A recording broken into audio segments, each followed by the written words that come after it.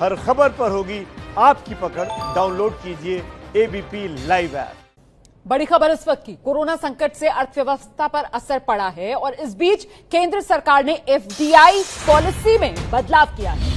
भारतीय कंपनियों में हिस्सेदारी खरीदने की कोशिशों की खबरों के बीच भारत सरकार ने अपनी एफडीआई पॉलिसी में बड़ा परिवर्तन किया, बड़ा बदलाव किया। परिवर्तन यह कि पड़ोसी देशों के लिए अब सरकारी मंजूरी को अनिवार्य कर दिया गया है, यानी कि कोई भी पड़ोसी देश जिसमें चीन शामिल है, अगर किसी और देश की कंपनी भारतीय कंपनियों में हिस्सेदारी खरीदना चाहती है तो पहले सरकार की मंजूरी लेना जरूरी होगा।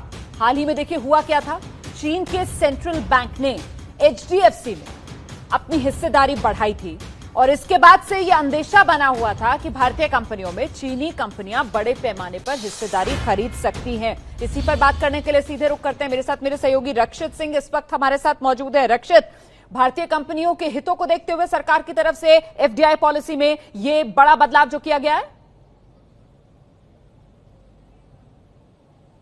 बिल्कुल रोमाना, देखिए बहुत बड़ा बदलाव है ये जो भारत सरकार ने किया है एफडीआई पॉलिसी में, और सबसे अहम बात यही है कि स्पेसिफिकली मेंशन किया है कि जिन भी देशों के साथ में हमारा लैंड बॉर्डर मिलता है, यानी कि चाहे वो चाइना हो, बांग्लादेश हो, नेपाल हो या पाकिस्तान हो, कहीं से भी कंपनियां अगर भारतीय कंपनियों में अपनी हिस्सेदारी को बढ़ाना चाहती हैं तो जिन सेक्टर्स में पहले ऑटोमेटिक रूट के जरिए बिना सरकार की परमिशन के वो अपनी हिस्सेदारी बढ़ा सकती थी, अब उसके लिए सरकार की मंजूरी लेना जरूरी होगा।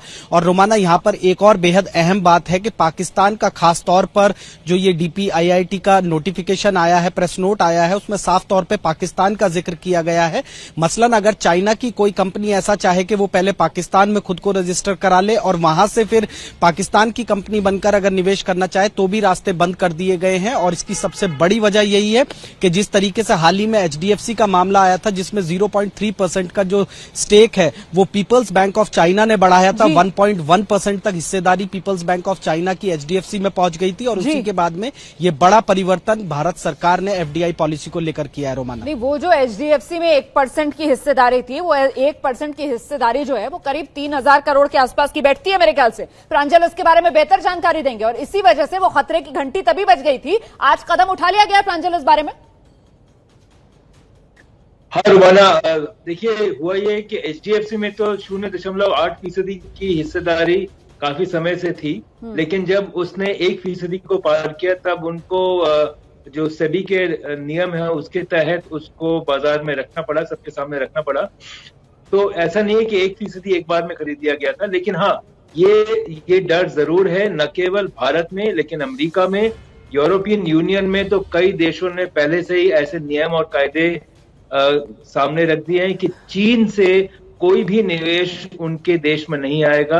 पिछले कुछ सालों में चीन ने काफी छोटी छोटी और मझौली कंपनियों को खरीदा है।